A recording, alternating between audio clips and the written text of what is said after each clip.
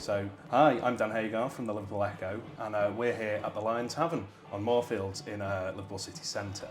And we're here doing a very important bit of journalism, very important taste test today. We're comparing Guinness and Murphy's. We've got almost a pint of each.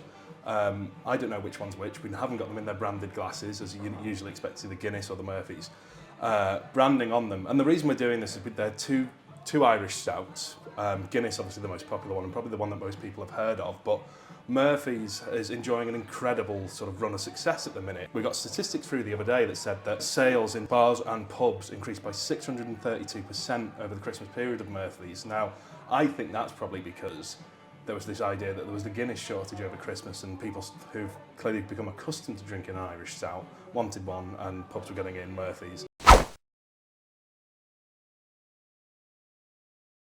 But they are both growing in popularity, and overall in 2024, Murphy's saw its sales increase by 174%. So it can't just be a shortage of Guinness. But we thought, with Guinness becoming increasingly popular, and you always see it on the bar, and Murphy's becoming more of a go-to, more of a choice, we test them, and I thought as a drinker of both, would see whether I could taste the difference.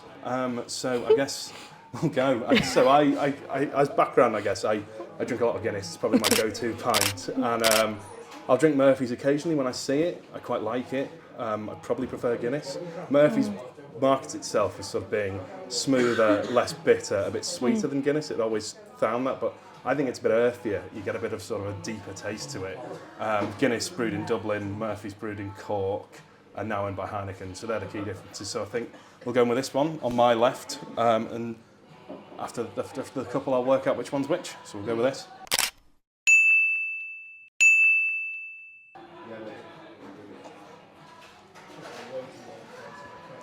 First impressions? It's nice. It's nice. It's you get that coffee taste, a bit of the thickness of the head, and then you get that sort of sweetness, creaminess, and then it follows through a bit more of a bitter coffee taste. I'm not sure which one that could be, but I'll try the other one, and then I'll go from there and work out where we are.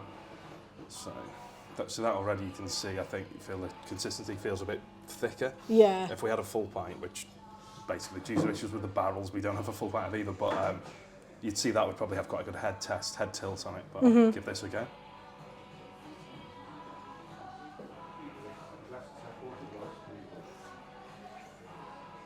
Okay, so that it's thicker in terms of consistency. Sorry if I've given myself another moustache. No, you're fine. Yeah, so that's thicker. I'm gonna try this one again. I'm leaning one way, but I'm not entirely sure. I'll think which one I think is which. So just take one more sip of each.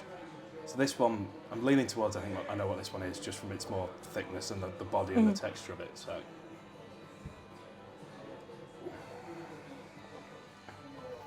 Yeah, that is nice. You get the sort of the creaminess of the head, and then what follows through is the slight sweetness, but then a little bit of bitterness. I like that. I think I know what that is, but just to make sure.